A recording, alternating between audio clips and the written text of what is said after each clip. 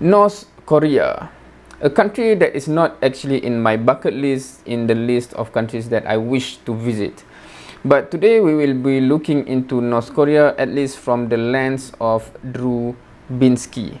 Right, this video is titled "The Truth About North Korea," in bracket after 4 years. I'm not really sure what that means about the 4 years, but without further ado, let's watch.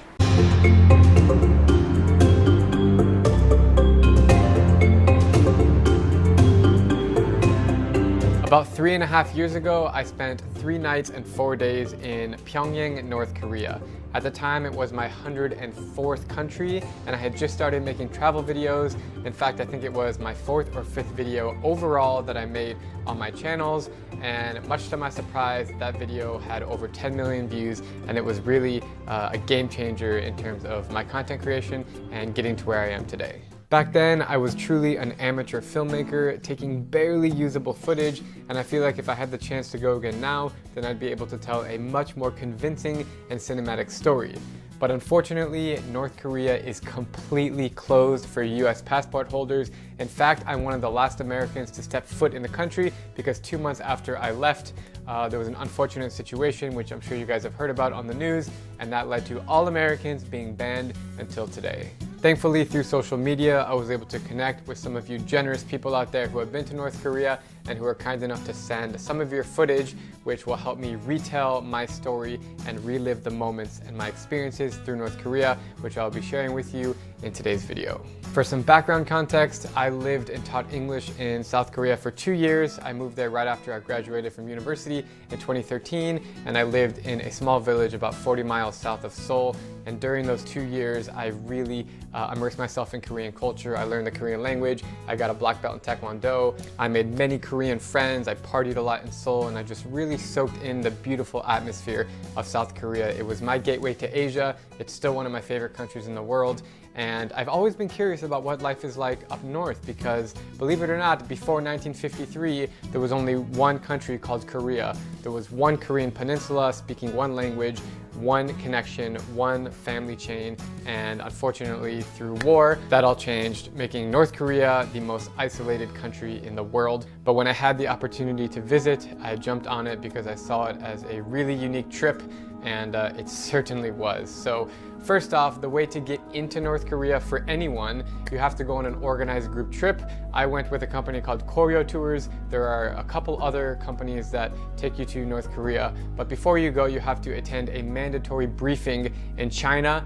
Mine was in Beijing, some of them are in Shanghai or other cities, and basically they run through all the do's and don'ts of what you can and cannot do in North Korea. 99% of it is the don'ts because it's very strict, and if you break any of the rules, you will face severe consequences. Quickly, the rules are you cannot speak of the past, current, or future leaders. It's a big no-no.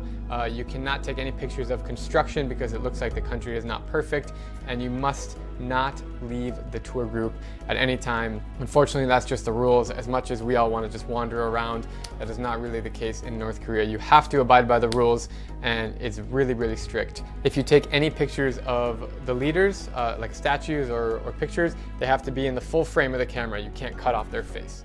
So I arrive in Shanghai, meet the other group members. There was, I don't know, maybe 40 or 50 people in my group. I was definitely the only American. I was really nervous. This was before I had been to other intense countries. It's kind of my first one, so I didn't really know what to expect. And I remember the feeling of being extremely anxious as I was there in China. All right, we are getting ready to board our flight to Pyongyang. Where are we going, Jeremy? North Korea. North Korea. The tour company that you sign up with will get you the visa. So basically you don't have to do any paperwork beforehand. They give you this little blue passport visa thing and you carry that with you the whole trip in North Korea. So it's all set, and the tour price includes round trip flights from Beijing to Pyongyang and back. So that's pretty much all for the preparation. And then the flight to get there, you're on like a 1960 Soviet airplane on Koryo Airlines. It's the only North Korean airline, and they give you this really nasty burger to eat on the plane, and it's really interesting, the flight. I felt like we were going to crash out of the sky. But sure enough, we landed in North Korea and got my passport stamp. We made it. It was on for one of the most life-changing trips and eye-opening trips that I've ever taken. So quickly to recap the 4 days that I had there, you're on a bus, right? And so you're touring around with people. You have a local tour guide and another tour guide within the company, and you do the same kind of loop around Pyongyang. And yes, it does feel very staged. They're only taking you to areas that they want you to see. That is completely understood. But it's also the same case in Turkmenistan and Eritrea and some other countries around the world. So that's just the way that it is in North Korea. We visited all the main squares, the plazas. We went to some restaurants. It's not really that exciting. It's always dark and gloomy, and there's a lot of people out walking around, but always curious like where they're going, because there's no street signs. Like you don't see like hospital or market. Like maybe people just know where they are, but it's really strange. You just have like all these big buildings. Most of them are empty. One of the tallest hotels in the world is this pyramid thing, and it's completely empty inside. So you do get this really weird feeling that everything is staged, but you really don't know because there's no facts about it. This is all just speculation. We went to several museums, which were extremely biased and anti-American, but it was still really interesting to go and learn about it. My favorite part about my trip to North Korea is I strategically went during the annual Pyongyang Marathon. So it's a normal marathon that goes through the streets of Pyongyang, and you have international racers. I remember the winner was from Kenya, but there were people representing over 50 countries that come to Pyongyang this weekend to run in the marathon. I'm not a runner, so I signed up for a 10K, but I saw it as a unique opportunity to be away from the tour guides only for this 4-hour period and kind of walk in the streets and talk to the people on the sidelines, and that's exactly what I did. And it was really cool because I can speak Korean, as I told you. It's the same language in the north. It's a little bit different, but the roots are the same. And so I was high-fiving kids on the street, talking to them, how are you? I told them I'm from the States, and how do you feel about meeting an American? And that was really the coolest experience for me, was to be on my own in the streets of Pyongyang, talking to North Koreans. And then after the marathon, everybody was celebrating and drinking beer from vendors on the streets. So it was a very festive atmosphere, and something that I surely didn't expect in North Korea, but that was very, very memorable for me, was running in the marathon. My other favorite experience. So from the story, that coincidentally, meaning he said kind of, he planned it to be on that event, right? Because that is an opportunity that otherwise you cannot have that experience, because you are in a tour guide, tour group, and confined to the experience that they plan for you, right? But that isn't that a hazard for, you know, if any of the tourists actually want to, perhaps they have security, right? You know, want to deviate from the plan. And all of Pyongyang was taking the metro. So actually in Pyongyang, it's the deepest underground public transportation system in the world. It literally takes like 3 full minutes on an escalator to go from street level all the way down until you reach like these bunkers, which are, I believe, Soviet-built public transportation system.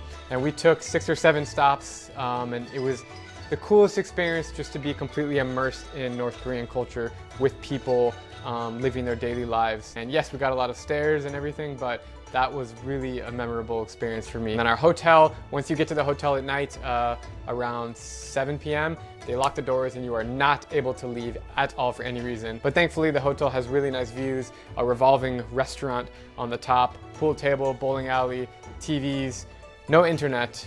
It was really like, didn't need to go anywhere else when you got to the hotel. So that kind of sums up my experiences on the ground in North Korea. I always reflect on my trip there and thinking about, I was so young and naive at the time, but it was just surreal to think about actually walking on the streets of the world's most isolated country. A few other times I was able to interact with North Koreans, specifically in my hotel and in some of the other restaurants around town.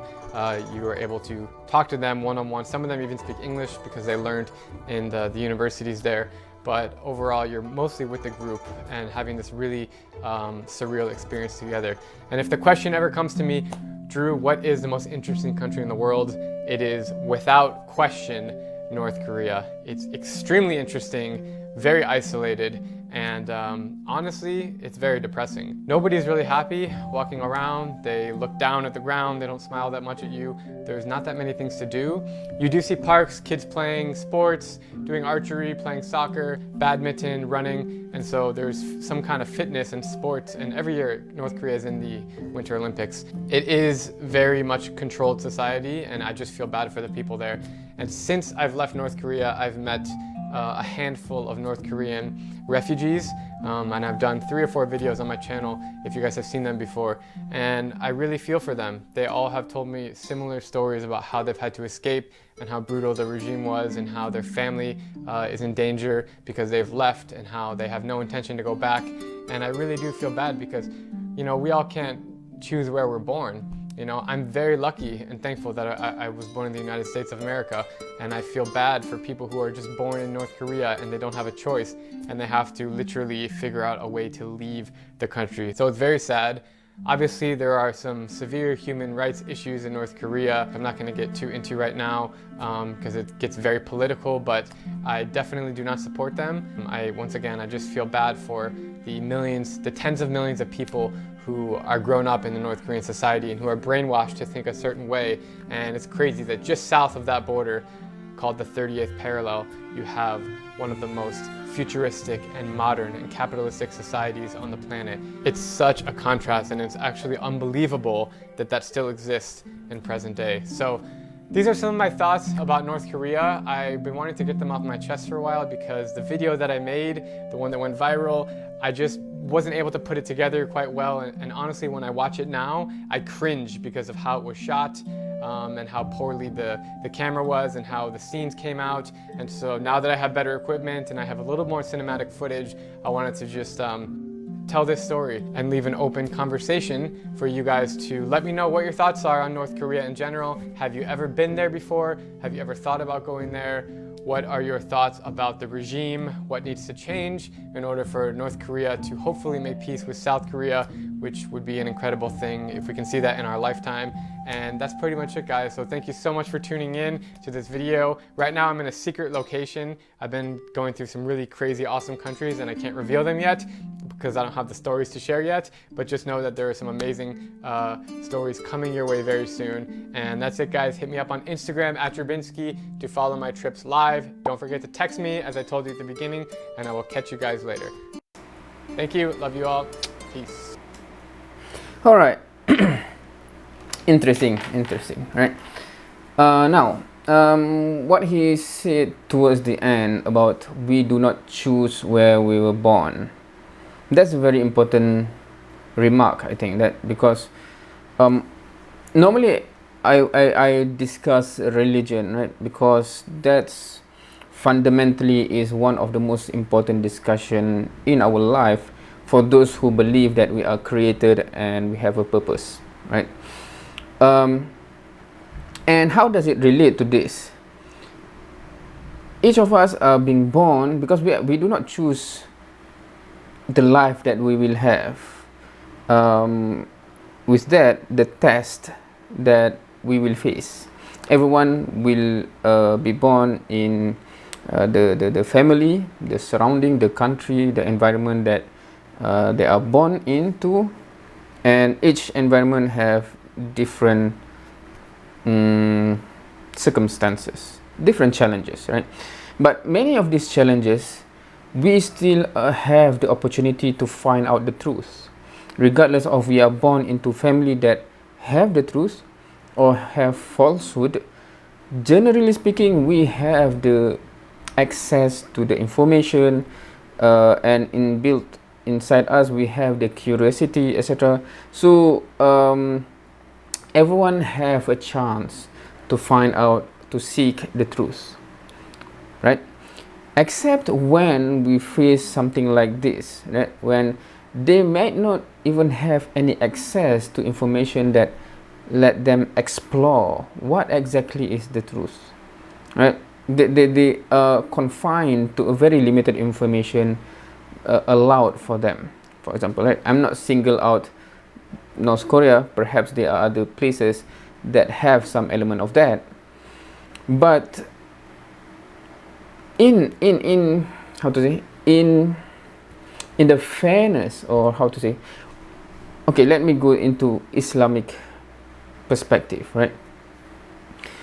It become a responsibility of those who are aware of the truth and aware of people being deprived from the chance to know the truth. In Islam, la ikrah fi din, that's clear cut, right? We cannot force anyone to accept the truth. Our responsibility is to make clear the truth, and then la ikrah fi din, right? It's your choice, and the consequences is up to everyone's choice, including ourselves. But for those who do not have the chance to have that choice yet, then it's our responsibility to make sure that they have the choice. They will have the access to all the information needed for them to make their own choices, right? And then that will lead to a bigger question of what is our responsibility towards those people being deprived. And again, from Islamic perspective, we will be asked upon on this kind of question. Hence, when we talk about going back to the seerah, right, why it's not about power, right? When Islam, expanded very fast in terms of the trajectory in the history, right? The idea is that, right, there are dictators, I'm not sure what to call this, like there's rulers that govern or suppress the people with whatever way they want to remain in power, whatever. So if that, meaning that cannot be left to remain as such, right? Hence Islam come to liberate people, and after that, la ikrah fi din, everyone have to make their own choices, no compulsion in accepting or rejecting the truth, right? So, but in today's world, there still exist some places that still trigger this question, right? Normally, when we understand the concept and we look at the majority of the world today, there's no real restriction as such, right? We cannot say that the Western countries, even though they are not, okay, this is going to be too technical, right? They are not accepting the values of Islam, but the structure itself actually allow the people to actually seek the truth, find out what is the truth, and actually, and hence we see tons, is it an accurate, a huge number of people, including and perhaps especially in the Western countries, that find Islam and becoming Muslim, right? So something to think about when we talk about these kind of countries, based on our responsibility, what should be, the way forward. With that question, thank you for watching. See you next time.